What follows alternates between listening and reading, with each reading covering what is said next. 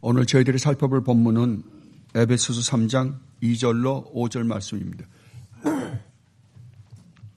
에베소서 3장 2절로 5절 말씀, 하나님 말씀입니다. 너희를 위하여 내게 주신 하나님의 그 은혜의 경륜을 너희가 들었을 터이라. 곧 계시로 내게 비밀을 알게 하신 것은 내가 먼저 간단히 기록함과 같으니 그것을 읽으면 내가 그리스도의 비밀을 깨달은 것을 너희가 알 수 있으리라. 이제 그의 거룩한 사도들과 선지자들에게 성령으로 나타내신 것 같이 다른 세대에서는 사람의 아들들에게 알리지 아니하셨으니 이는 이방인들이 복음으로 말미암아 그리스도 예수 안에서 함께 상속자가 되고 함께 지체가 되고 함께 약속에 참여하는 자가 됨이라. 아멘. 우리는 지금 성도의 고난에 대해서 살펴보고 있습니다. 설교자가 가장 하기 싫은 설교가 있다고 한다면 아마 성도의 고난에 대한 설교가 아닐까 싶습니다. 왜냐하면 누구든지 고난당한다는 것은 좋아하지 않기 때문에 그렇습니다. 더군다나 오늘날과 같이 번영 신학이 교계에 판을 치고 있는 이때 이러한 교회의 모습에 고난을 설교한다는 것은 정말로 쉽지가 않습니다. 그러나 성경이 성도는 반드시 이 세상에 사는 동안 고난이 온다고 말을 하기 때문에 저 또한 그렇게 여러분에게 말할 수밖에 없습니다. 그런데 여러분이 이 기독교 그러니까 2000년 역사를 조금만 훑어봐도 여러분들은 금방 알 수 있습니다. 기독교 2000년 역사는 고난의 역사라고 해도 과언이 아닙니다. 초대교회 우리 믿음의 선배들인 예수님의 제자들의 삶만 봐도 제자들 중에 제대로 살다가 돌아가신 분은 한 분도 아니 계십니다. 모두가 다 순교를 당하셨습니다. 여러분들이 아시다시피 사도 베드로는 십자가에 거꾸로 매달려 돌아가셨다고 합니다. 그리고 사도 바울도 만약 사도 바울이 주님을 만나지 않았더라면 다메섹에서 주님을 만나지 않았더라면 사도 바울은 아마 이 세상에 사는 동안 평탄한 생활을 했을 것입니다. 그러나 주님을 만난 이후에 사도 바울의 생애는 온통 고난과 고난의 연속이었습니다. 그리고 마지막에는 목이 잘리는 참수형을 당해 돌아가셨다고 합니다. 그리고 여러분들이 아시다시피 종교개혁 당시 그리고 청교도들 이 사람들이 신앙생활을 할 때 어느 한순간 교회는 편안할 때가 없었습니다. 우리 한국 기독교도 보면 압니다. 한국 기독교도 처음에 기독교가 들어왔을 때 정말 어려웠을 때 사람들의 생활이 어려웠을 때 기독교가 박해를 받았을 때 정말 믿음들이 좋았습니다. 그 오늘날은 어떻습니까? 편안하니까 정말 말도 안 되는 기독교가 되어버리고 말았습니다. 그래서 많은 우리의 믿음의 선배들이 과연 성도에게 오는 고난이 진짜 이게 합당한 고난인가라는 것에 대해서 많이 고민도 하고 그걸 이해하는데 어려움을 겪기도 했습니다. 여러분들이 이건 신약에 있는 교회만이 받는 고난은 아니었습니다. 창세 이후로 인간이 타락하고 난 다음에 하나님의 교회는 언제든지 고난의 연속이었으며 우리는 구약 성경을 봐도 금방 알 수 있습니다. 그 대표적인 것이 시편 73편 아삽의 시입니다. 시편을 한번 가보십시다. 시편 73편입니다.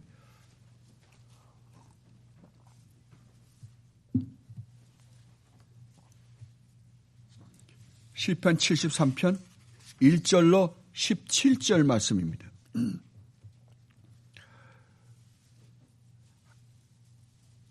하나님이 참으로 이스라엘 중 마음이 정결한 자에게 선을 행하시나 나는 거의 넘어질 뻔하였고 나의 걸음이 미끄러질 뻔하였으니 이는 내가 악인의 형통함을 보고 오만한 자를 질투하였음이로다. 그들은 죽을 때에도 고통이 없고 그 힘이 강건하며 사람들이 당하는 고난이 그들에게는 없고 사람들이 당하는 재앙도 그들에게는 없나니 그러므로 교만이 그들의 목걸이요 강포가 그들의 옷이며 살찜으로 그들의 눈이 솟아나며 그들의 소득은 마음의 소음보다 많으며 그들은 능력하며 악하게 말하며 높은 데서 거만하게 말하며 그들의 입은 하늘에 두고 그들의 혀는 땅에 두루 다니도다. 뭐라고요?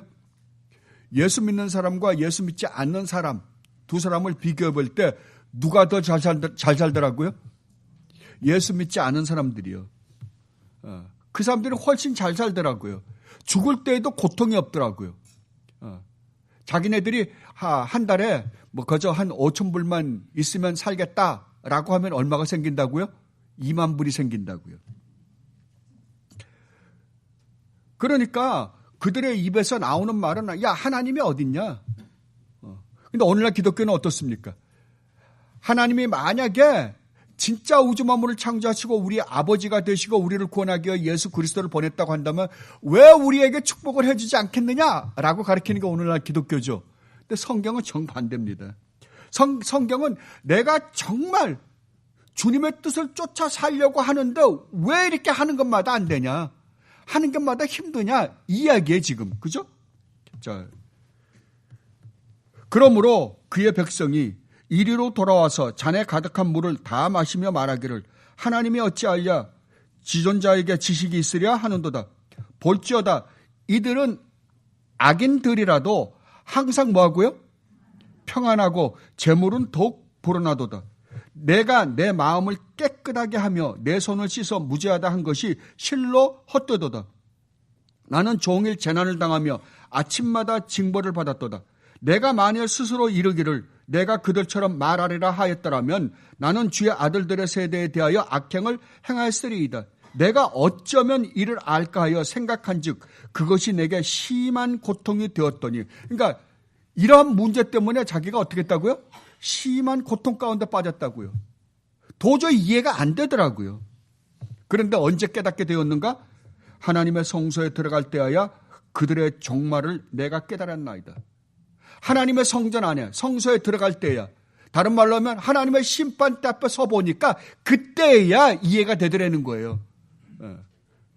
다른 말로 하면 하나님의 우리를 구원하신 목적은 이 땅에서 잘 먹고 잘 살게 해주는 게 아니었더라는 거예요.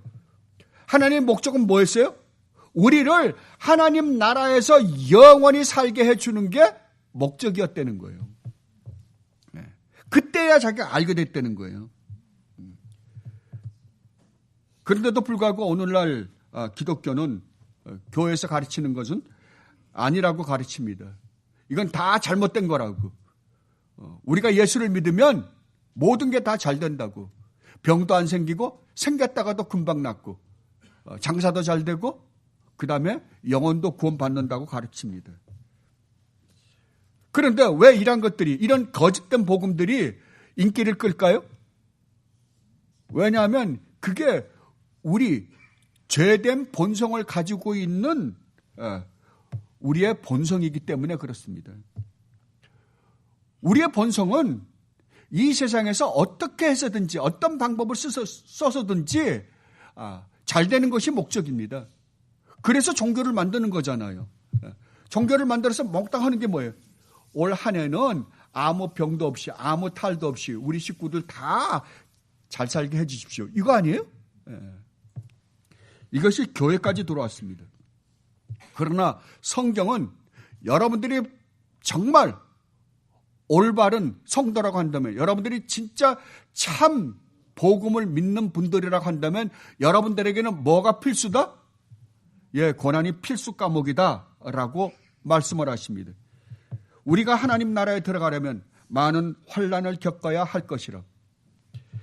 계시록 7장에서는 이렇게 말씀하십니다. 장로 중 하나가 응답하여 나에게 이르되 이 흰옷 입은 자들이 누구며 또 어디서 왔느냐? 그래, 이 흰옷 입은 자들은 성도들입니다. 그런데 성도들이 어디서 왔느냐라고 물어볼 때 이렇게 대답합니다. 내가 말하기를 내 주여 당신이 아시나이다. 그러니까 사도 요한이 저는 모르겠습니다. 당신이 알 거 아닙니까? 그랬더니 그 장로가 대답하기를 그가 나에게 이르되 이는 큰 환난에서 나오는 자들인데 어린 양의 피에 그 옷을 씻어 희게 하였느니라. 어린 양의 피에 그 옷을 씻어 희게 했다는 말은 우리의 그 더러운 죄가 무엇으로 깨끗하게 됐다고요? 예수 그리스도의 그 십자가의 피로 깨끗하게 됐다고요. 그런데 그들이 어디에서 나왔다고요? 큰 환난에서 나왔다고요. 그러면 여러분들은 하나님 나라 갔을 때 어디에서 나온 자들이어야 돼요? 큰 환난에서 나오는 자들이어야 되잖아요. 그렇다고 한다면 여러분들이 참 복음을, 이 복음을 정말로 신실하게 믿으시는 분들이라고 한다면 여러분들을 기다리고 있는 것은 뭐라고요? 저하고 눈 부딪히기 싫죠. 예, 큰 환난이라고요. 여러분들은 반드시, 여러분들이 정말 예수 그리스도의 참된 자녀들이라고 한다면, 그리스도 안에서 죽고 그리스도 안에서 부활하신 분들이라고 한다면 여러분에게는 반드시 고난이 있다라고 이야기합니다. 그렇다면 이러한 고난들을 우리는 이 세상에 살면서 수없이 성도라는 것으로 말미암아, 예수를 믿는다는 것으로 말미암아 우리가 수없는 고난을 당할 텐데, 이 고난들을 우리가 어떻게 이기는가라고 할 때 지난번에 사도 바울이 3장 1절에서 우리에게 가르쳐 주신 것을 가지고 우리는 먼저 세 가지를 살펴보았습니다. 그 첫째는, 그 고난은 우리 주님께서 주시는 고난이기 때문에 우리는 넉넉히 이길 수 있다는 거예요. 여러분, 이거 분명하게 알아두세요. 성도에게 오는 고난은 여러분들이 저지른 죄로 말미암는 벌이 아닙니다. 왜 아니에요? 여러분들이 이 세상에서 저지른 죄로 말미암는 벌은 누가 대신 치렀기 때문에요? 우리 주님이 십자가에서 대신 치러 주셨기 때문에 여러분들이 저지른 죄로 말미암는 고난은 안 와요. 그죠? 그러면 여러분들은 똑같은 벌을 두 번 치러야 될 거 아니에요? 아니라고. 그건 아니라고요. 그렇다면 우리에게 오는 고난은 하나님께서 우리를 구원하신 목적대로 우리를 만들어가기 위해서 주는 고난이라는 거예요. 이건 우리가 훈련이다, 징계다라고 이야기를 하죠. 그러니까 그걸 너희들이 알면 너희들이 이 고난을 이길 수 있을 것이다 라고 말하는 거예요. 그리고 두 번째로 성도에게 오는 고난은 그리스도의 남은 고난에 참여하는 거기 때문에 너희는 괜찮다 그러는 거예요. 그리스도의 남은 고난에 참여한다는 말이 뭐예요? 예, 그리스도의 고난에 우리가 참여하는 거예요. 그렇다고 한다면 우리의 고난에 누가 참여하시는 거예요? 예, 주님이 같이 참여하시는 거예요. 예. 그러니까 성도는 반드시 누가 가신 길을 따라가는 자들이에요? 우리 주님이 가신 길을 따라가는 자들이 성도예요. 그게 천리역정이잖아요. 그죠? 예. 주님이 가신 길을 따라가지 않는 자들은 성도일 수가 없어요. 그러면 주님이 가신 길은 어느 길이었어요? 가시밭길이었잖아요. 골고다로 가는 길이었잖아요. 그러니까 너희가 나를 따르려거든 뭐라고요? 십자가를 지고 오라고요. 주님이 십자가를 지고 골고다로 갔듯이 우리도 십자가를 지고 골고다로 갈 수밖에 없는 자들이 성도다라고 하는 겁니다. 그리고 세 번째로 우리가 주님이 주신 이 고난을 이길 수 있는 방법은 우리의 과거와 우리의 현재를 비교해 보려는 거예요. 우리가 구원받기 전에 우리의 운명, 구원받은 다음에 우리의 운명을 우리가 비교해 보면 넉넉히 이길 수 있다. 과거에 우리 주님을 알기 전에는 어떤 자들이었어요? 예, 영원히 멸망할 수밖에 없는 하나님의 본질상 진노의 자녀였어요. 그러나 지금은요. 지금은 영원히 하나님과 함께 살 수 있는 하나님의 자녀가 된 자들이잖아요. 그러니까 우리가 구원받기 전에 우리의 신분과 구원받은 이후에 우리의 신분을 비교해 보면 너희는 넉넉히 이 시험을 이길 수 있을 것이다 라고 말씀을 하십니다. 그런데 사도 바울은 여기서 끝내지 않습니다. 여기서 끝내지 않고 우리에게 고난이 오긴 오는데 그 고난을 넉넉히 이길 수 있는 길을 하나님께서 마련해 놓으셨다. 그것을 6절에서 오늘 우리가 읽은 본문 6절에서 이렇게 말씀하십니다. 이는 이방인들이 복음으로 말미암아 그리스도 예수 안에서 함께 상속자가 되고 함께 지체가 되고 함께 약속에 참여하는 자가 됨이라.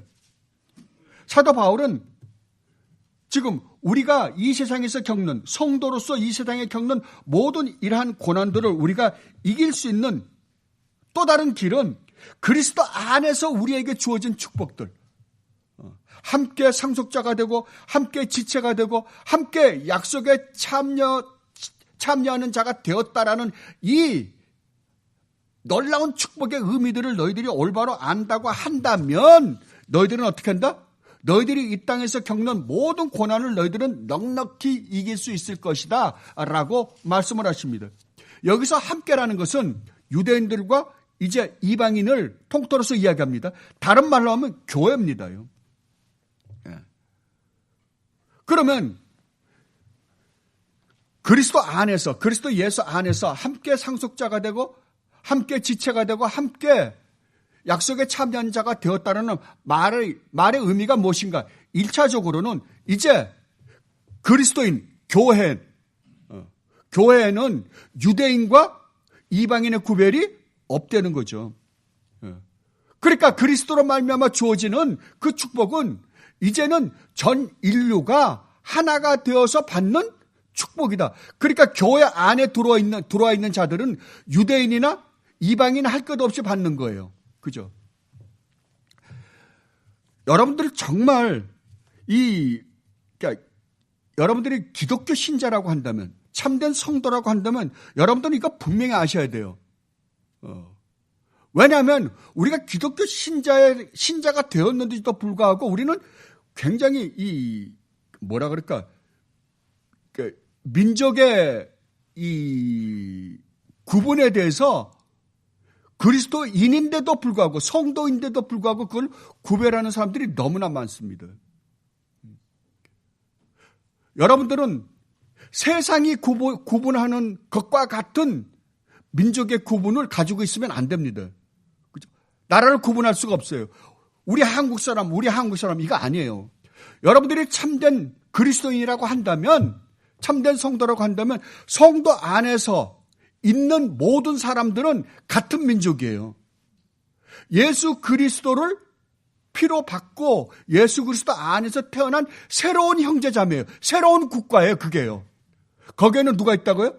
백인, 흑인, 황인종, 여자, 남자, 인디안, 중국 사람, 일본 사람, 소련 사람, 아프리카 사람 다 있다니까요.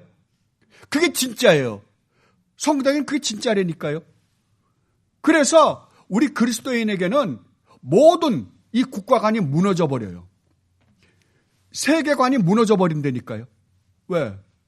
우리가 지금까지 가지고 있던 세계관과는 완전히 달라지니까요. 근데 우리는 여전히 어떻습니까? 한국에 한때는 그런 분들도 있었죠. 주님이 재림하실 때 우리 한국으로 온답니다.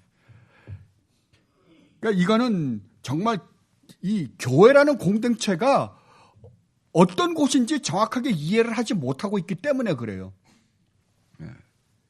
이게 1차적으로 지금 사도 바울이 말씀해 주고 싶어 하는 것입니다. 그렇다면 진짜 그리스도 안에서 우리에게 주어진 상속자 지체, 약속에 참여하는 자라는 말의 의미가 대관절 무엇일까? 먼저 우리는 상속자의 축복에 대해서 살펴보도록 하겠습니다. 이 축복에 대해서는 제가 1장을 강의할 때 여러분들에게 말씀을 드렸습니다. 그런데도 불구하고 사도 바울은 계속해서 바울 서신서를 보면 이 축복에 대해서 계속해서 반복해서 가르쳐 줍니다. 왜냐하면 이 사도 바울의 사도들의 그 서신서들을 보면, 성경을 보면 왜 자꾸만 반복을 가르치냐 그러면은 우리는 금방 잊어먹기 때문에 그래요. 금방 잊어먹어요. 그래서 우리가 이 세상을 살아가는 데 있어서 이 복음이 정말 우리 마음판에 새겨진 복음이라고 한다면 우리는 모든 이 세상에서 겪는 모든 일을 넉넉하게 이길 수 있는데도 불구하고 우리는 이 하나님의 말씀에 대한 이 깊이와 넓이를 잊어먹기 때문에 자꾸만 쓰러지고 넘어지는 것입니다. 그래서 다시 한번 간단하게 우리가 1장을 할 때 살펴본 것이지만 다시 한번 살펴보도록 하겠습니다. 그렇다면 우리가 상속자가 되는데 그렇다면 무엇을 상속받는가? 라는 것을 우리가 알아야 될 거 아니에요? 첫 번째는 하나님 나라를 상속받는다라고 성경은 이야기하고 있습니다. 여러분, 하나님 나라는 무엇입니까? 하나님이 다스리는 나라입니다. 하나님 나라라 그러니까 그렇죠. 하나님의 왕국이에요. 그럼 왕이 누구예요? 하나님이세요. 하나님이 다스리는 나라예요. 이것은 나중에 우리 주님이 다시 오셨을 때 이 우리가 보고 있는 이 세상을, 이 우주를 완전히 새롭게 하실 거예요. 완전히 새롭게 해서 새하늘과 새 땅에 오겠지만 그 전에 하나님 나라는 이미 임했다라고 성경은 이야기하고 있어요. 우리는 보통 하나님 나라를 어떻게 기억하냐 그러면 우리가 죽은 다음에 가는 나라라고 생각해요. 아니에요. 하나님 나라는 오는 거예요. 회개하라, 천국이 뭐라고요? 왔다고요. 오는 나라예요. 이미 우리에게는 천국이 왔어요. 과거에 여러분은 누구의 자녀들이었어요? 마귀의 자녀들이었죠. 여러분 정말 인정하세요? 여러분들 누구 새끼들이라고? 마귀 새끼들이라고요. 주님이 그러잖아요. 너희는 너희 아비 마귀에게서 났으니. 우리는 마귀의 자녀들이었어요. 근데 지금 누구의 자녀들이 된 거예요? 하나님의 자녀들이 된 거예요. 그러면 여러분들을 누가 다스려요? 하나님이요. 그러니까 하나님이 여러분을 다스리는데 여러분을 하나님이 다스리게끔 하면 여러분이 누가 되는 거예요? 여러분이 하나님 나라가 되는 거잖아요. 그래서 여러분들이 하나님이 거하시는 거룩한 성전이 되는 거예요. 그러니까 하나님 나라는 이미 여러분 안에 들어와 있다니까요. 이 교회 안에 들어와 있어요. 그런데 사람들이 그걸 실질적으로 그게 사실이라는 것을 믿고 그렇게 살지 않기 때문에 문제예요. 여러분들이 진짜 하나님의 다스림을 있는 그대로 받는다고 한다면 여러분들은 하나님 나라의 모습이 어떤 거예요? 하나님 나라는 먹고 마시는 것이 아니라 의와 평강과 희락이다. 기쁨이에요. 올바른 삶과 하나님과 올바른 관계를 가지고 사는 삶과 진정한 주님으로부터 오는 기쁨과 평안이 너희 것이다예요. 그게 있을 거라고요. 근데 우리는 안 한다니까요. 하나님 말씀대로 안 살아요. 하나님 다스림을 받지 않으니까 문제돼요. 모든 걸 누구 중심으로 해요? 내가 생각해서 내가 하고 싶은 대로 하죠. 내가 나를 다스릴 때 여러분들은 여러분 자신이 여러분을 다스리면 여러분 결국은 이 세상에서 하나님 나라의 진정한 기쁨을 맛보고 살지 못할 거예요. 그러나 나중에 주님이 오셨을 때, 주님이 재림하셨을 때 이 세상 여러분들이 보고 있는 이 세상 건 다 없어질 거예요. 다 없어지고 이 우주를 새롭게 해주실 거예요. 옛날에는 이 새하늘과 새 땅을 뭘로 이해했냐 그러면 싸그리 없애고 그 다음에 새로 만드실 거라고 생각했어요. 옛날에 신학자들이. 그러나 성경을 연구하다 보니까 그게 아니었구나. 그러면 연속성과 불연속성이 있다는 것을 알게 된 거예요. 그러니까 지금 이 우주를 그냥 놔두고 인간이 만드는 모든 것, 하나님이 저주하신 모든 것을 새롭게 만드시는 거예요. 어떻게? 온전히 하나님의 영광만 드러나는 이 우주로 새롭게 만드시는 거예요. 자, 그렇다고 하면 그때 우리는 어떻게 될까요? 우리는 주님이 오셨을 때 부활하여 영원히 완전한 성화가 된 영원히 썩지 않고 쇠하지 않는 불멸의 몸을 입고 영원히 하나님과 함께 살 거 아니에요. 그죠? 여러분, 정말 여러분들이 이 축복을 받으신 분들이라고 한번 묵상해 보세요. 얼마나 놀라운 축복인가. 이것을 너희는 상속받은 자들이다 라고 이야기해요. 두 번째는 여러분들이 아시다시피 우리는 영생을 상속받을 것입니다. 아니, 아까 하나님 나라가 들어와 있는 것처럼 영생은 이미 들어와 있습니다. 영생이란 말의 의미가 뭐예요? 영원히 산다는 의미도 있어요. 그러나 여러분들이 아시다시피 구원받지 못하는 사람들도 지옥에서 하나님의 진노 가운데서 영원히 살아요. 그러면 영원히 산다는 의미는 성경이 말하고 싶어하는 영생이라는 의미는 그냥 영원히 산다가 아니에요. 어떻게 영원히 산다? 예, 하나님과 아름다운 관계를 가지고 친밀한 교제 속에서 영원히 산다라고 이야기합니다. 그래서 사도 요한은 요한일서에서 이렇게 말씀하십니다. 그가 우리에게 약속하신 것은 이것이니 곧 영원한 생명이니라. 그 사도 요한이 요한복음 6장에서, 여러분들 요한복음 6장 아주 잘 아시잖아요. 우리 이미 수요일날 공부했으니까. 거기서 이렇게 말씀하세요. 예수께서 이르시되 내가 진실로 진실로 너희에게 이르노니 인자의 살을 먹지 아니하고 인자의 피를 마시지 아니하면 너희 속에 생명이 없느니라. 내 살을 먹고 내 피를 마시는 자는 영생을 가졌고예요.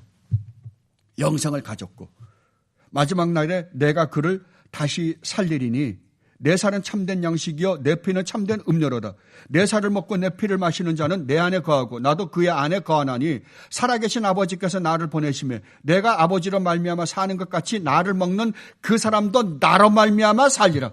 이것은 하늘에서 내려온 떡이니 조상들이 먹고도 죽은 그것과 같지 아니하여 이 떡을 먹는 자는 영원히 살리라. 자, 뭐라고요?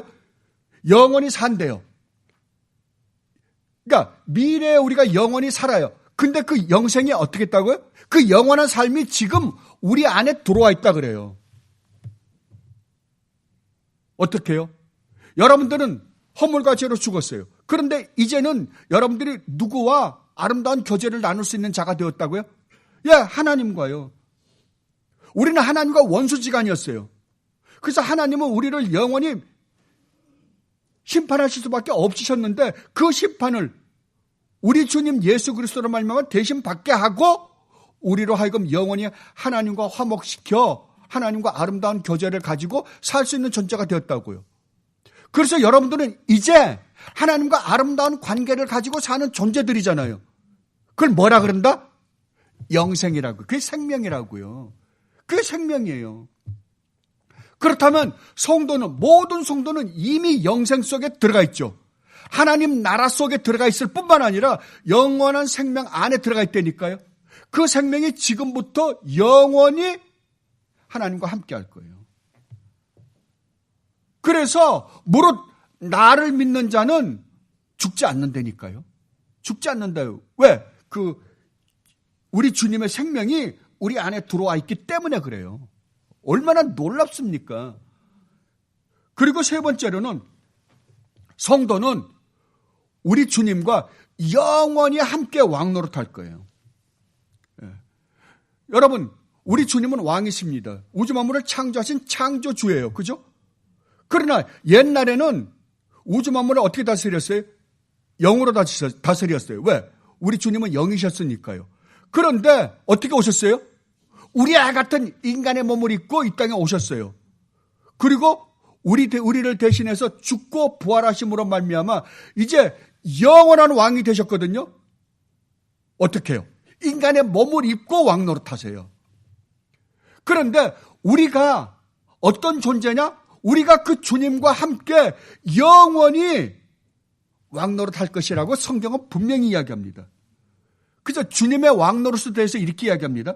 그가 모든, 여기서 그라는 것은 예수님이세요. 그가 모든 원수를 그 발 아래에 둘 때까지 반드시 왕노릇할 것이다. 그리고 일곱째 천사가 나팔을 불매 하늘에 큰 음성이 나서 이르되 세상 나라가 우리 주와 그의 그리스도의 나라가 되어 그가 예수 그리스도가 세세토록 영원히 왕노릇하리로다. 아멘. 자, 그러니까 우리 주님은 이제 인간의 몸을 입고 과거에는 영이신 하나님이셨기 때문에 영으로 왕노릇하셨어요. 그러나 이제는 어떻다고요? 이제는 인간의 몸을 입고 왕노릇하신다고요. 그런데 우리 주님께서 왕노릇하시는 그 왕노릇 안에 누가 같이 왕노릇한다고요? 여러분들이요. 여러분들이 그 나라의 왕자들로서 공주들로서 왕노릇한다고요. 그것을 계시록에서 이렇게 이야기합니다. 그들이라는 거 우리의 성도들도 우리 하나님 앞에서 나라와 제사장들을 삼으셨으니 그들이 땅에서 왕노릇하리로다. 어디서요? 하나님께서 새롭게 만들어주신 새하늘과 새 땅에서 영원히 왕노릇한다고 이야기합니다.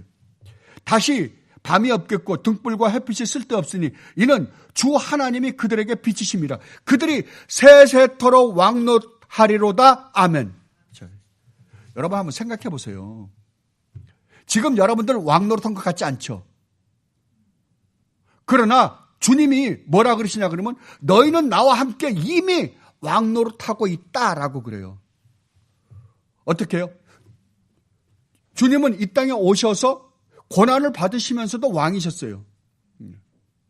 그 안에서 여러분들도 같이 왕노릇하고 있다 그래요.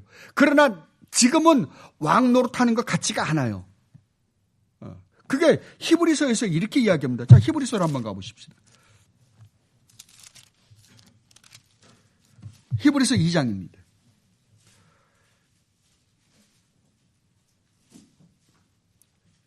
2장 5절부터 한번 읽어볼게요. 하나님이 우리가 말하는 바 장차 올 세상을 천사들에게 복종하게 하심이 아니니라. 그러나 누구인가가 어디에서 증언하여 이르되 사람이 무엇이기에 주께서 그를 생각하시며 인자가 무엇이기에 주께서 그를 돌보시나이까. 그를 잠깐 동안 천사보다 못하게 하시며 영광과 존귀로 관을 씌우시며 만물을 그 발 아래에 복종하게 하셨느냐. 이것은 우리 인간에 대한 이야기인과 동시에 우리 주님에 대한 이야기예요. 하였으니 만물로 그에게 복종하게 하셨은즉 복종하지 않은 것이 하나도 없어야 하겠으나 지금은 우리가 만물이 아직 그에게 복종하고 있는 것을 보지 못한다. 아직까지 우리 눈으로 볼 때는 분명히 만물이 복종을 할 텐데 실질적인 지금 이 세계 안에서는 복종하고 있는 모습을 보이지 않는다 그러잖아요. 그죠? 우리는 분명히 왕이에요. 그리스도 안에서 왕노릇 한다고요. 하고 영원히 할 거라고요. 그런데도 불구하고 이 우주가 우리에게 복종합니까? 안 하죠. 수많은 천재지변에 우리는 노출되어 있어요. 그러니까 조그마한 바이러스가 우리에게 감기가 걸려서 병에 걸리게도 만들고. 그죠? 안 해요. 우리를 지금 거스르고 있어요. 그러나 반드시 우리는 왕노릇 할 거라고요. 우리 주님과 함께 영원히. 이 우주가, 여러분 한번 묵상해 보세요. 이 우주가 여러분이 명령한 대로 말 듣는 데입니다. 여러분들이 정말 이 지구 안에 얼마나 수많은 생명체들이 있어요. 지금은 여러분들에게 절대 복종 안 하잖아요. 여러분들이 산에 올라가면, 에베레스트 산에 올라가면 어떻게 된다? 여러분들은 금방 죽는다. 바다에 빠지면요, 오래 못 견디고 죽는다. 그죠? 아무리 수영을 잘해도 거기 오래 있으면 죽어요. 그죠? 이 우주 자체가 지금 우리를 거스르고 있어요. 그러나 그때는 주님과 함께 영원히 왕노릇 할 때는 어떻게 한다? 이 모든 것이 우리에게 절대적으로 복종할 것이다 라고 이야기합니다. 그때는 이 우주에 있는 모든 것이 여러분을 어떻게 대접한다? 왕으로, 공주들로 대접한다고요. 누구까지요? 천사들까지요. 너희들이 천사들을 판단할 짜임을 알지 못하느냐? 천사들은 누구라고요? 너희들을, 하나님께서 구원하신 하나님의 백성들을 시중 들려고 만든 거다. 시중 들게 하기 위해요. 하나님의 자녀는 우리밖에 없어요. 천사들은 자녀가 아니에요. 그러니까 우리 성도에게 이 하나님께서 주시겠다고 약속하신 그 약속이 얼마나 큽니까? 그런데 그거보다 더 엄청난 약속이, 상속이 하나 있는데 그게 뭐냐 그러면 하나님 자신이다라고 이야기합니다. 시편에서 이렇게 이야기합니다. 여호와는 나의 분깃이시니 나는 주의 말씀을 지키리라. 뭐라고요? 나의 분깃이 누구라고요? 내가 받을 유업이, 상속이 하나님 자신이다 그래요. 그들에게는 기업이 있으리니 내가 곧 그 기업이라. 너희는 이스라엘 가운데서 그들에게 산업을 주지 말라. 내가 그 산업이 됨이라. 이기는 자는 이것들을 상속으로 받으리라. 나는 그의 하나님이 되고 그는 내 아들이 되리라.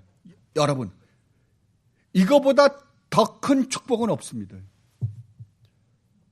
하나님이 우리에게 주시는 이 놀라운 축복들이 있는데 그 중에도 최고의 축복은 누구라고요? 하나님이라고요. 여러분들은 그 하나님을 영원히 배웠고 그 하나님의 아들들과 딸들로서 하나님과 아름다운 관계를 가지고 살게 될 것이다. 이게 내가 너희들에게 줄 수 있는 최고의 축복이다. 여러분들, 그래서 소요리문답 1번이 그거잖아요. 뭐라고요? 하나님이 인간을 만드신, 인간을 구원하신 궁극적인 목적이 무엇인가? 하나님을 영화롭게 하며 하나님을 영원히 기쁘게 해드리고 즐거워하는 것이다. 다른 말로 하면 하나님을 즐거워하고 하나님을 기쁘게 해드리는 것이 하나님께 영광이다. 그죠? 이 축복을 받으신 분들이 누구라고요? 여러분들이라고요. 성도들이라고. 이것을 요한계시록 마지막이 아주 이 지금까지 하나님께서 우리에게 주시겠다고 약속하신 이 상속품들을 얼마나 간단하게 이야기를 잘했는지 몰라요. 종합적으로요. 자, 계시록을 한번 가보십시다.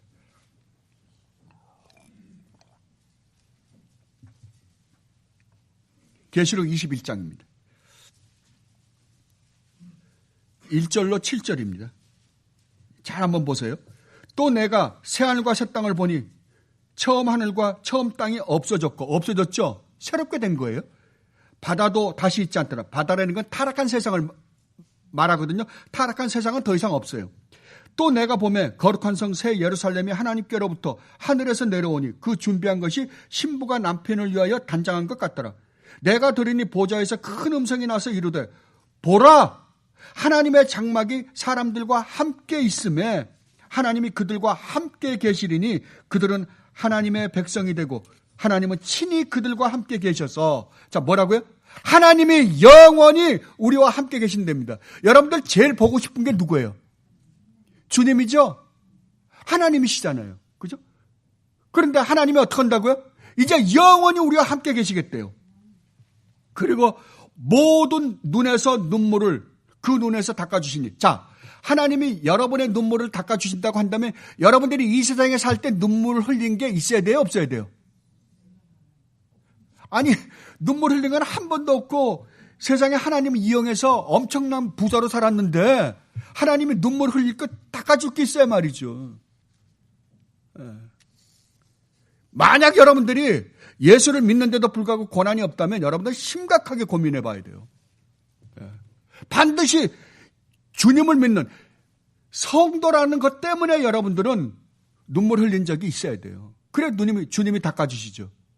다시는 사망이 없고 애통하는 것이나 곡하는 것이나 아픈 것이 다시 있지 아니하리니 처음 것들이 다 지나갔음이로라.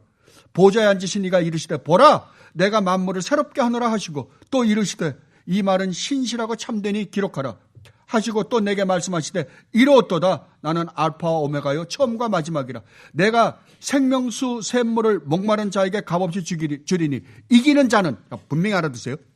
누가 받아요 이걸? 이기는 자는요. 다른 말로 하면 성도는 이 세상의 모든 영적 싸움에서 어떻게 할 수밖에 없는 존재들이다? 이길 수밖에 없는 존재들이다.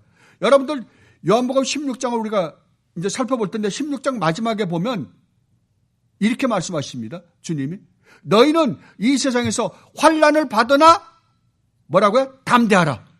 왜 담대하라? 내가 세상을 이겼노라. 아니 주님이 세상을 이긴 거하고 우리가 세상에서 환난을 당하는 가운데서 담대할 이유가 뭐가 있어요? 왜냐하면 주님이 이기신 그 이김 안에 누구 이김이 있으니까요. 우리의 이김이 그 안에 있으니까요. 그래서 성도는 이 세상에서 어떤 일을 겪든지 간에 여러분들의 성도라는 것으로 말미암아 이 세상에 살면서 겪는 모든 고난은 그리스도 안에서 이미 승리했고 여러분들은 반드시 승리할 수밖에 없는 자들이다라고 이야기하는 거예요. 그런데 이기는 자에게 오는 게 뭐라고요? 이것들을 상속으로 받으리니 나는 그의 하나님이 되고 그는 내 아들이 되리라. 얼마나 놀랍습니까? 하나님이 우리에게 주시겠다고 약속한 약속이 얼마나 놀라운지 아십니까?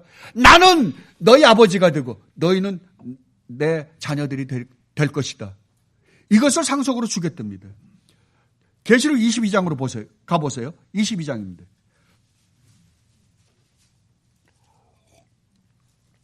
1절입니다. 또 그가 수정같이 맑은 생명수의 강을 내게 보이니 하나님과 및 어린 양의 보좌로부터 나와서 길 가운데로 흐르더라.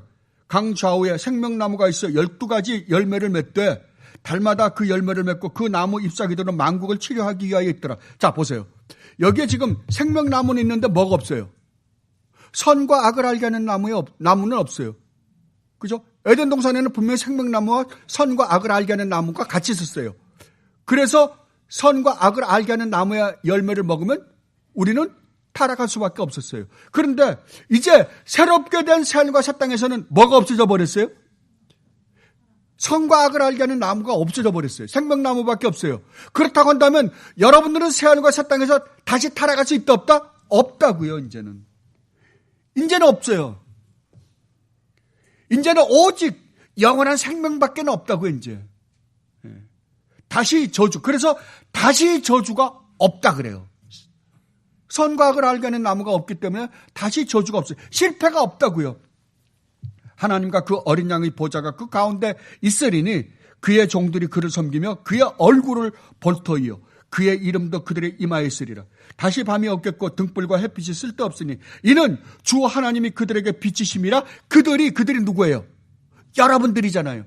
여러분들이 뭐라고요? 세세토록 왕노릇하리로다. 아멘. 어디에서요? 새하늘과 새 땅에서요. 이게 하나님이 여러분에게 주시고자 하시는 상속품이랍니다. 여러분들이 이 축복을 받으신 분이에요. 이 축복을 받은 분들이 이 세상의 것들 가지고 여러분들이 실망하고 절망할 수 있다고요? 바울은 어림도 없는 소리다 이거예요. 그리고 두 번째로 사도 바울이 우리가 절망할 수 없는 이유는 그리스도 안에서 지체가 되었기 때문이다 라고 이야기를 합니다.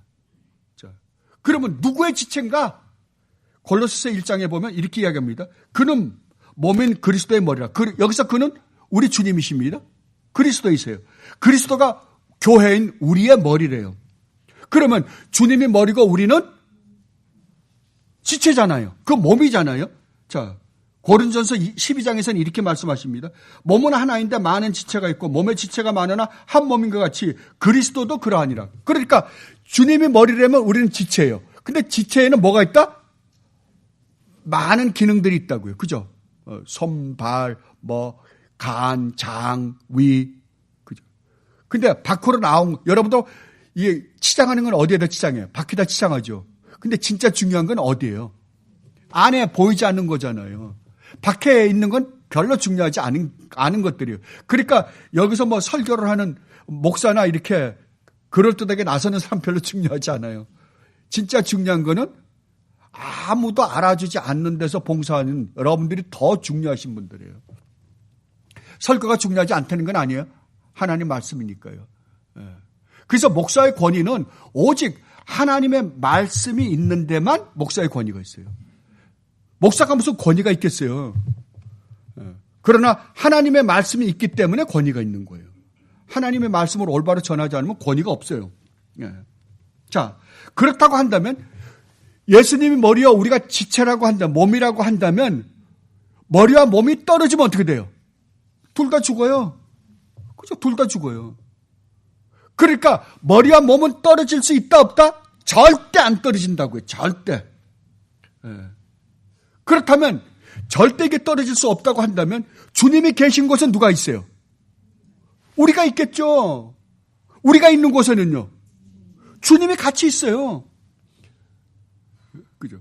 그렇다면 주님과 우리는 운명 공동체예요. 그죠?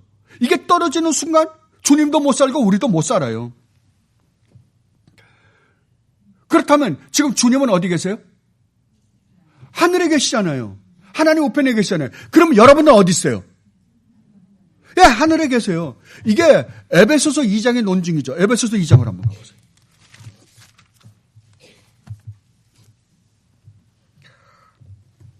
에베소서 2장 4절부터 볼까요? 긍휼이 풍성하신 하나님이 우리를 사랑하신 그 큰 사랑을 인하여 허물로 죽은 우리를 그리스도와 함께 살리셨고 너희는 은혜로 구원을 받은 것이라 함께 일으키사 그리스도 안에서 함께 어떻게 했다고요? 하늘에 앉히시니. 이 하늘에 앉히시니는 과거 완료 시제예요. 끝났어요. 그럼 여러분들은 이미 어디 있다고요? 하늘에 앉아 있다니까. 다른 말로 하면 여러분들은 지금 여기 있잖아요. 영적으로 하나님 그리스도 안에서 하나님 우편에 앉아 있다고 한다면 여러분들의 운명은 어쩔 수밖에 없다? 하나님 나라에 갈 수밖에 없다고요. 그러면 여러분들이 지옥 가면 어떻게 돼요? 주님이 따라와야 될 거 아니에요. 그게 가능하다? 불가능이라고. 그러니까 있을 수가 없는 일이라고요. 그러니까 성도라고 하는 존재가 얼마나 놀라운 축복 가운데 있는 자들인가. 그렇다면 여러분들의 운명은 이미 그리스도 안에서 모든 게 다 완성되었고, 또 여러분들의 인생 안에 누가 함께 계시는 거예요? 주님이요. 주님은 한순간도 우리를 떠나본 적이 없어요. 젖먹이는 부모가 어떻게 젖먹이는 아이를 버릴 수 있느냐? 이건 인간도 안 된다. 자기가 낳아서 자기가 키우는 젖먹이는 자식을 어떻게 엄마가 버릴 수 있어요? 그러나 인간은 혹 버린다 하더라도 나는 너희를 못 버린다. 그렇잖아요. 하나님은 못 버린대요. 그게 누구라고요? 우리라고요. 우리를 죄악 가운데서 구원하여 영원히 하나님의 자녀가 되어 함께 살고 싶어서 누굴 죽였어요? 가장 귀한 영원 전부터 영원히 아들 되신 우리 주님을 죽이시기까지 하고 우리를 구원했는데 내가 너희를 버린단 말이냐? 이게 가능하냐? 아니라는 거예요. 여러분은 분명히 아세요? 여러분은 주님과 운명 공동체예요. 주님이 머리시고 여러분들은 몸이에요. 떨어질 수가 없다니까. 내가 죽으면 주님도 같이 죽어요. 그죠? 그러니까 그럴 수가 없다고 지금 사도 바울이 이야기하는 거예요. 이게 너희들이 이 땅에서 살면서 겪는 모든 일을 넉넉하게 이기게 해줄 것이다 라고 이야기해요. 그리고 세 번째로 사도 바울은 우리가 이 세상에서 살면서 겪는 모든 일을 넉넉하게 이길 수 있는 것은 너희들이 하나님의 약속에 참여하는 자이기 때문이다 라고 이야기해요. 우리 개혁주의를 한마디로 하면 무엇인가라고 할 때 언약신학이라 그럽니다. 왜냐하면 우리 개혁주의는 성경을 해석할 때 언약을 근거로 해서 성경을 해석하기 때문에 그렇습니다. 왜냐하면 성경은 뭘로 시작해요? 하나님의 언약으로 시작해서 언약으로 끝나기 때문에 그렇습니다. 그러니까 몽땅 다가 언약이에요. 언약이 없이는 아무것도 안 돼요.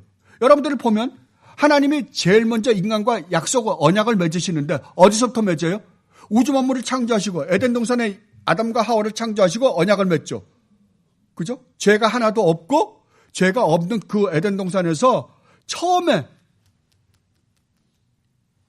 함께 그러니까 인간을 창조하시고 그 삶을 시작하게 하시기 전에 시작하시려고 할 때 하나님의 언약을 맺으세요. 그 언약을 뭐라 그러냐 그러면 창조 언약 혹 행위 언약이라고 돼요. 너희가 동산에 있는 나무의 실과는 모든 것 마음대로 먹어라. 그러나 동산 중앙에 있는 선과 악을 알게 하는 나무의 열매는 절대 먹지 말라. 먹는 날에는 반드시 죽는다. 그죠? 그 언약을 맺으셨어요. 그걸 우리는 창조 언약이라고 그래요. 근데 인간이 타락했죠. 타락하자마자 하나님은 어떻게 해요? 바로 언약을 맺으시죠. 그게 창세기 3장 15절이잖아요. 여자의 후손을 보내 내가 너희들을 반드시 구원해내고야 말겠다. 이게 복음의 약속을 해 주시잖아요. 그리고 노아와 언약을 맺습니다. 그리고 아브라함과 언약을 맺으시고 모세와 언약을 맺으시고 그 다음에 다윗과 언약을 맺으십니다. 그런데 여러분들이 성경을 보면 이 모든 언약, 하나님과 우리 인간이 맺는 이 모든 언약은 창세전에 삼위 하나님이 맺으신 언약에 종속되어 있어요. 그 언약이 없다면 이 언약은 아무 의미도 없어요. 그 언약을 뭐라 그러냐? 구속 언약이라 그래요. 하나님이 우리를 그리스도 안에서 구원하기로 하신 언약이요. 삼위의 이건 우리는 몰랐어요. 그런데 나중에 성경이 이야기하니까 우리가 알게 된 거예요. 그러니까 우주 만물을 창조하기 전에 누가 먼저 언약을 맺었다? 성부, 성자, 성령 하나님이요. 그 구속 언약을 가장 잘 묘사해 준 성경 구절 중에 하나가 시편 110편입니다. 이 시편 110편은 신약 성경에서 얼마나 많이 인용을 하는지 몰라요. 자, 시편 110편으로 한번 가보십시다.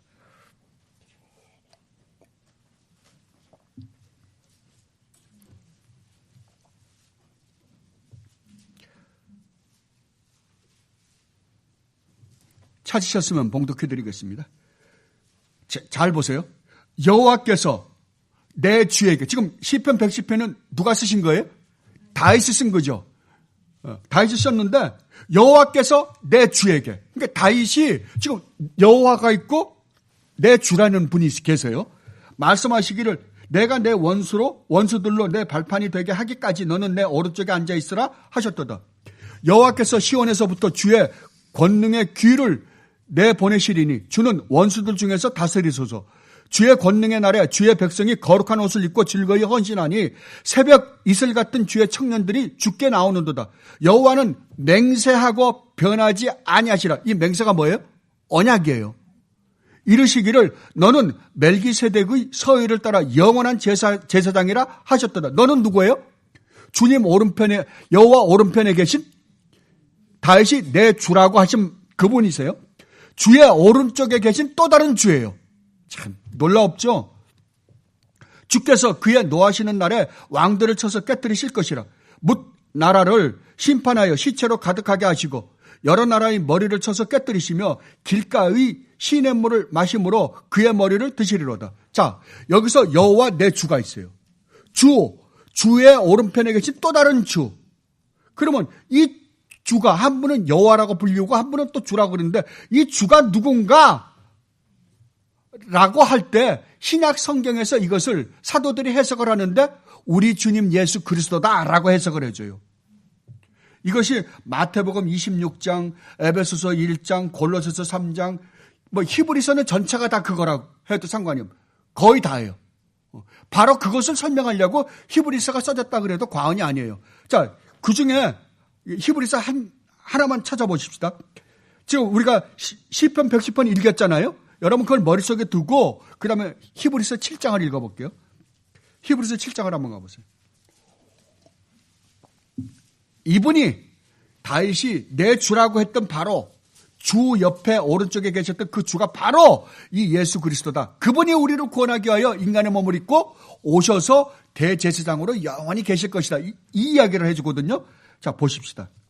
11절부터 보겠습니다. 히브리서 7장 11절입니다. 레위 계통의 제사 직분으로 말미암아 온전함을 얻을 수 있었으면 레위 지파는 옛날에 이스라엘의 대제사장은 레위 지파에서 아론의 지파에서 태어난 자들이 그냥 대대로 제사장이에요. 그러니까 무슨 맹세고 뭐가 없죠. 자식 대대로 이어서 대제사장이 되니까요. 그죠?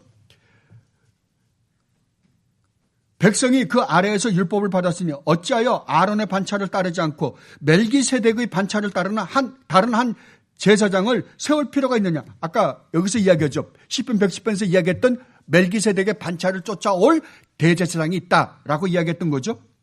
제사 직분이 바뀌었은즉 율법도 반드시 바꾸어지리니 이것은 한 사람도 제단위를 받들지 않는 다른 지파에 속한 자를 가리켜 말한 것이라. 우리 주께서는 유다로부터 나신 것이 분명하다. 주라는 건 우리 주님이세요? 예수님이세요?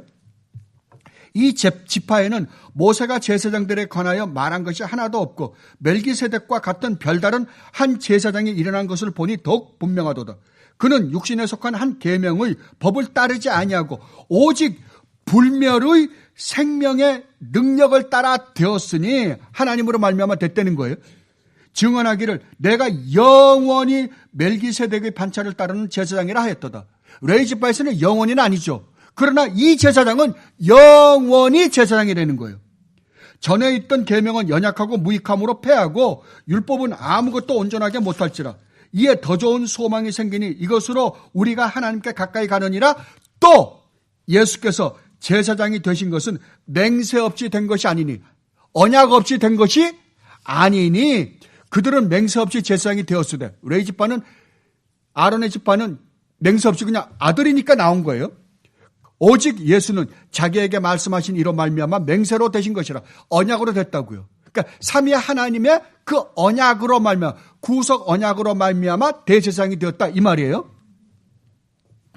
주께서 맹세하시고 뉘우치지 아니하시리니 내가 영원히 제사장이라 하셨도다. 이와 같이 예수는 더 좋은 언약의 보증이 되셨느니라. 제사장 된 그들의 수요가 많은 것은 죽음으로 말미암아 항상 잊지 못함이로되 예수는 우리 주님은 영원히 계심으로 그 제사장 직분도 갈린다 안 갈린다? 안 갈린다고요. 그러므로 자기를 힘입어 하나님께 나아가는 자들을 온전히 구원하실 수 있으니 이는 그가 항상 살아계셔서 그들을 위하여 간구하심이라. 아멘. 이 약속을 언제 했다고요? 이 언약을? 창세전에 삼위 하나님이 우주 만물을 창조하시기 전에 이 언약을 먼저 했다고요. 그렇다고 한다면 우리를 구원하기 위하여 예수 그리스도를 보내기로 하나님께서 언약을 맺으신 게 언제예요? 우주 만물을 창조하시기도 전에요. 그렇다고 한다면 여러분의 구원은 어디에서 이루어졌어요? 언제 이루어졌어요? 창세전에요. 그래서 사도 바울이 우리의 구원받은 날을 창세전이라고 이야기하는 거예요. 그러면 그 다음에 우주 만물을 창조하시고 우리 인간과 맺으신 모든 언약은 뭘 근거로 해요? 지금 이 언약이 있기 때문에 창조도 됐고 이 구속 언약이 있기 때문에 하나님은 우리와 언약을 맺으실 수 있었다고요. 왜? 예수님이 계시니까. 우리 주님이 오셔서 우리를 구원할 그 언약, 그 약속이 이미 돼 있었으니까요. 그러니까 언약을 떠나서 우리가 성경을 이해할 수 있는 방법은 아무것도 없어요. 여러분들은 이것을 온전히 이해해야만이 여러분들의 구원을 올바로 이해할 수 있어요. 이것을 이해하지 못하고는 절대 구원을 올바로 정리할 수가 없어요. 그런데 이 언약이 무엇이었어요? 우리 인간이 타락하면 우리 주님이 인간의 몸을 입고 오셔서 우리를 대신하여 십자가를 지시고 그것을 믿는 믿음으로 우리를 구원하는 방식이었어요. 그죠? 그게 언약의 내용이었어요. 그렇다면 여러분의 구원은 어디에서 받았다고요? 창세전에. 그런데 여러분은 창세전에 여러분이 구원 받았는지 안 받았는지 모르잖아요. 그럼 언제 깨달았어요? 성령 하나님이 여러분 안에 들어오셔서 하나님의 복음을 듣게 하고 깨닫게 하고 믿게 하심으로 말미암아 여러분이 진실되게 예수 그리스도가 여러분의 주여 그리스도라고 고백하는 순간 여러분들은 내가 창세전에 그리스도 안에서 구원받은 하나님의 백성이구나 라는 것을 알게 되었다니까요. 사도는 이 사실들을 알려주고 싶었던 거예요.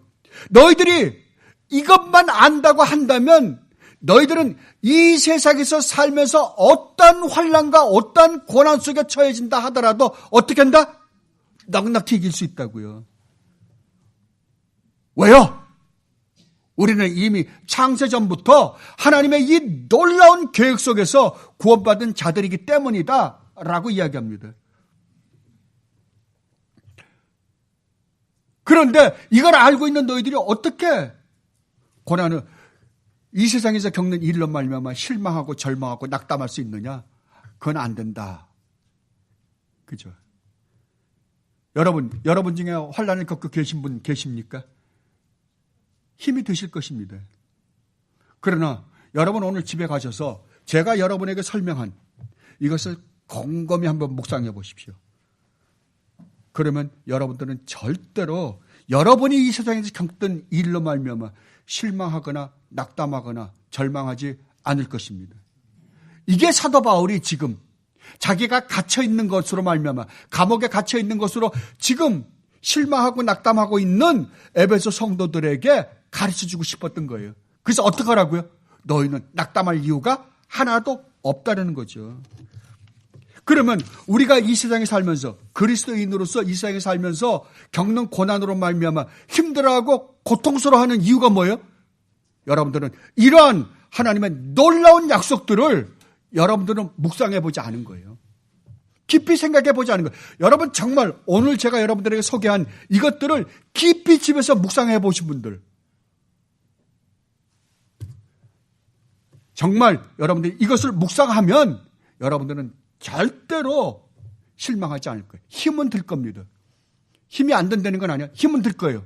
그러나 그 가운데서도 브레이너드 목사님이나 잔 오웬 목사님이나 조나단 에드워즈나 우리의 믿음의 선배들이 고백했던 것과 같은 그 기쁨을 여러분들은 마음에서부터 진정한 감사를 하나님께 드릴 수 있을 것입니다. 제가 마지막 이 한 구절로 설교를 마치도록 하겠습니다. 예수께서 그리스도이심을 믿는 자마다 하나님께로부터 난 자니 또한 낳으신 이를 사랑하는 자마다 그에게서 난 자를 사랑하느니라. 우리가 하나님을 사랑하고 그의 계명들을 지킬 때에 이로써 우리가 하나님의 자녀를 사랑하는 줄을 아느니라.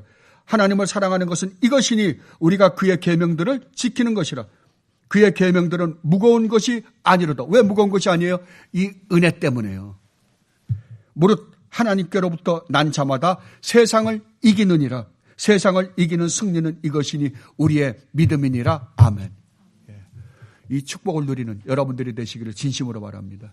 기도하겠습니다. 아버지 하나님, 정말 어리석고 미련한 저희들, 이 세상에 눈으로 보는 것이 더 무서워서 부들부들 떨고 있던 우리들, 왜 우리가 그러한 것들을 무서워하지 말아야 하는지에 대해서 이렇게 또 저희들을 불러서 자세하게 상세하게 사도 바울을 통하여 말씀해 주시니 진심으로 감사드립니다.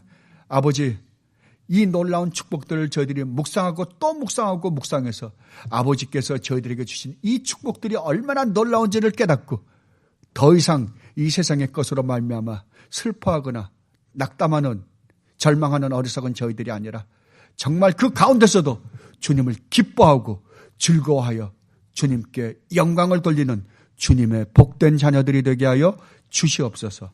감사하며 예수 그리스도 이름으로 기도드리옵나이다. 아멘.